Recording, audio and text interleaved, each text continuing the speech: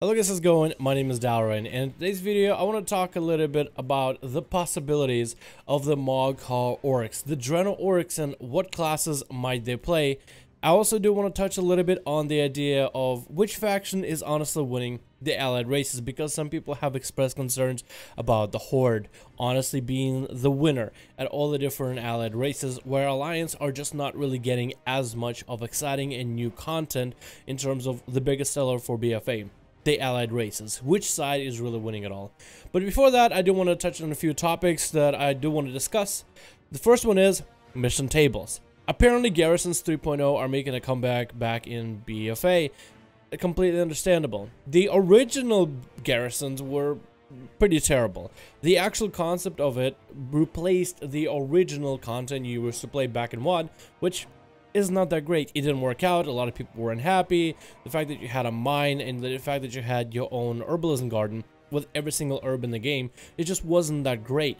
The fact that garrison tables would drop you legitimate mythic gear without you having to step a foot into the raid was also a little bit ridiculous.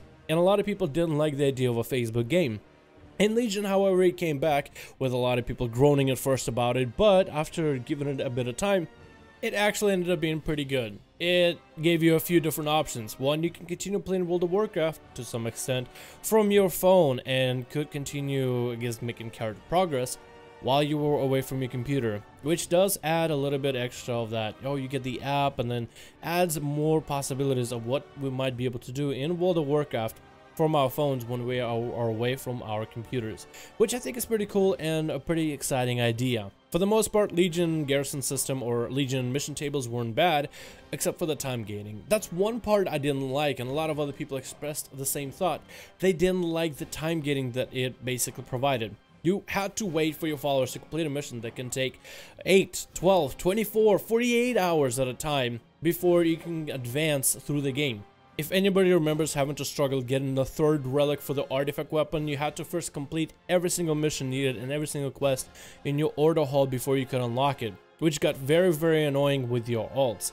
The time that you had to basically spend sitting there with your hands in your lap just wasn't that exciting. If Blizzard maybe offered an alternative where you can send your followers and they can do it over a period of time, or you can somehow join your followers to speed up the process, instead of having to wait 18 hours, you do it for 30 minutes worth of mission, and bam, you get your unlock that much faster, then you could have some player involvement in it. So I'm really hoping it won't be too time gating. Very excited what Blizzard will end up doing with it. Let's move on to the next topic.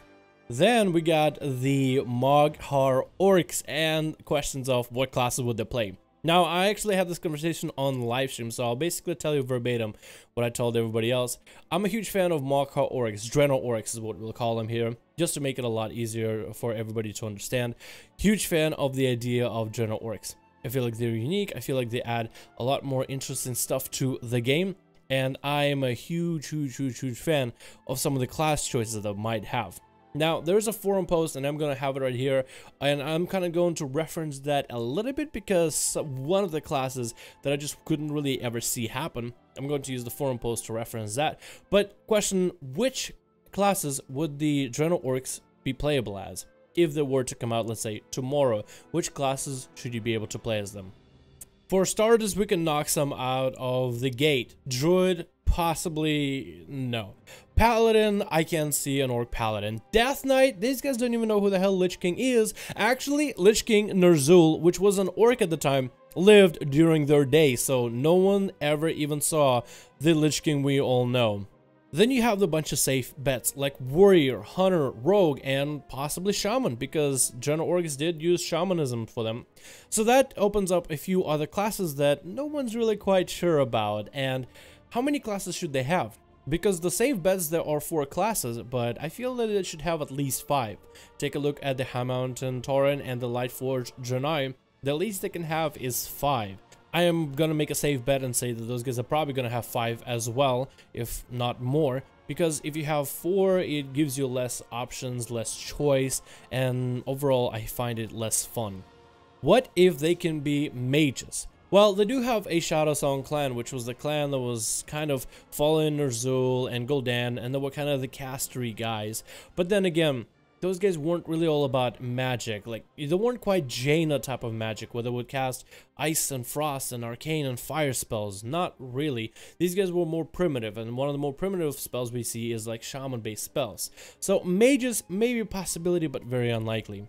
Well, what about monks? Well, we do have the Void Elves, and we do have the Nightborn that usually never saw running around, you know, kicking and punching. And those guys can be monks, so I feel like the Draenor Orcs have a possibility of becoming monks. I think it's possible to get a bunch of warriors who are all about honor and convince them that, hey, I think you want to be punching and kicking things as a monk. Something about honor and something about warriors, the warrior pride. I feel like that kind of fits for the Draenor Orcs, so monks could be a possibility. Now, priests. Can orcs be priests? Well, the simple answer is, and if you go back to the forum post, I'll bring it up right now on the screen. There's a possibility that Orc had priests back in the first war of World of Warcraft and the Azeroth, and I don't know enough lore to talk about it in detail. But apparently this person says in the lore they technically had some kind of an Orc priest hybrid type of deal. And the Shadowsong Orcs do play around with the Void, and the Void is closely related to the Light. We, for some reason, can have Lightforged Draenei that use the Void, and we can have the Void Elves that can use Holy Priest, Discipline, and Naru spells. So I feel like if you have these congruencies, I feel like it's possible to maybe have one Orc race that can actually be a priest. I honestly think it would be pretty exciting because of the whole Shadowsong priest and their Void energies and whatnot, Ner'zhul kind of style stuff. I think that would be awesome. But the one class I hope Draenor Orcs can never access is the Warlock. I feel that you could make an argument to say that, okay, well, Draenor Orcs were once enslaved by the demons. They were enslaved by the Fel. Why can't they just go and say, we will never be slaves, and enslave the demons that would have enslaved them instead? My idea is, with Draenor Orcs, they're a lot different than your regular Orcs. They live in a whole other timeline.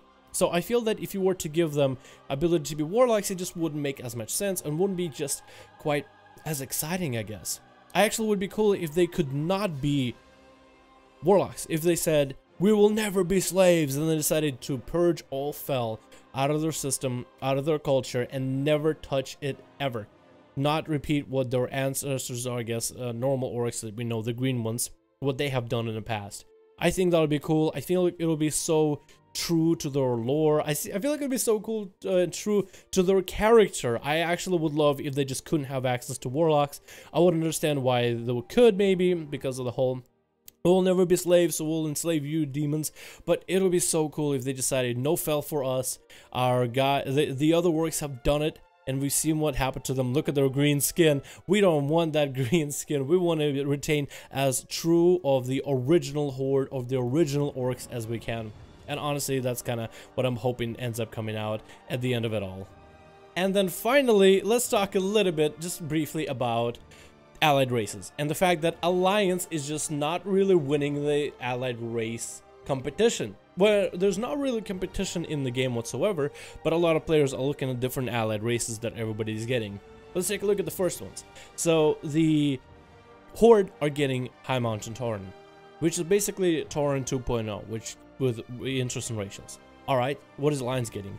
Well, I guess the counterpart for the High Mountain would be the Lightforged Draenei, which is the Draenei 2.0, so nothing really new there. The ratios are pretty cool, but in terms of looks and customization and classes they can play, nothing really new.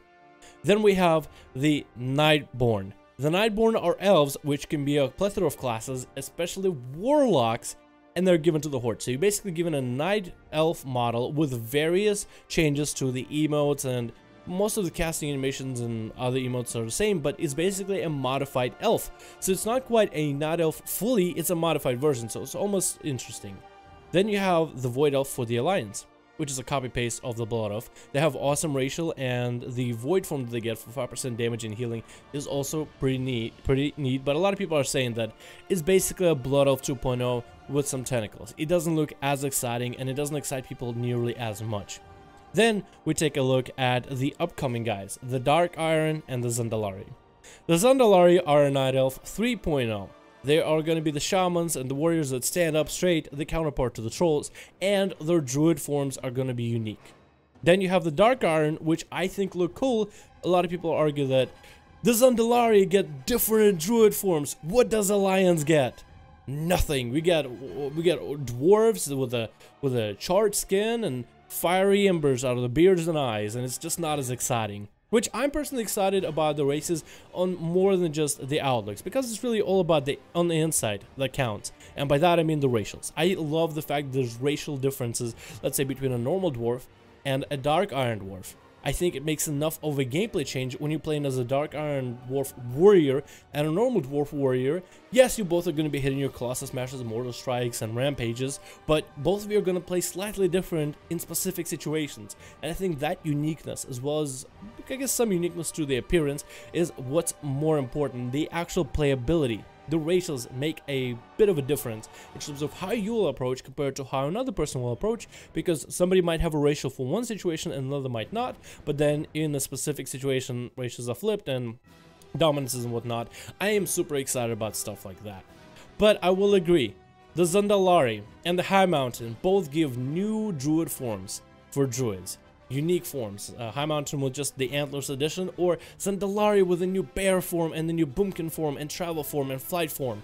I mean, yes, it may seem like Alliance is losing, because Alliance is basically just getting copy-paste of already existing allied races, while Horde at least is getting one copy-paste of High Mountain. Nightborn look different enough where they're not a quite copy-paste of Night Elf, and Zandalari don't really look Night Elf either, so it's less copy-paste, more of a modification, enough to modify it to look different, and with so many extra extremities, I guess, like the druid forms.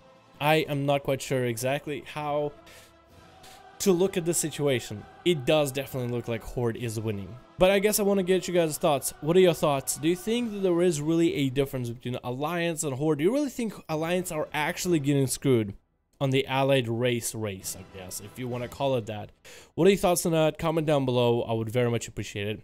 As always, guys, if you enjoyed this video, go ahead and give it a like. Likes allow my videos to reach a wider audience and grow my channel, so that'll be very much appreciated. If you guys want to catch 2 videos a day, hit subscribe down below in order to be notified on probably some of the best, and I mean that, some of the best content for World of Warcraft. And if you guys want to catch some of the live streams, tonight we should be doing a 5v5-1v1 US Alliance Duels live stream. You guys are more than welcome to hit the notification bell down below in order to be caught up to the channel and participate in every single video and every single live stream that goes up. Thank you guys so much for watching. I hope you enjoyed, and I'll see all of you in another video.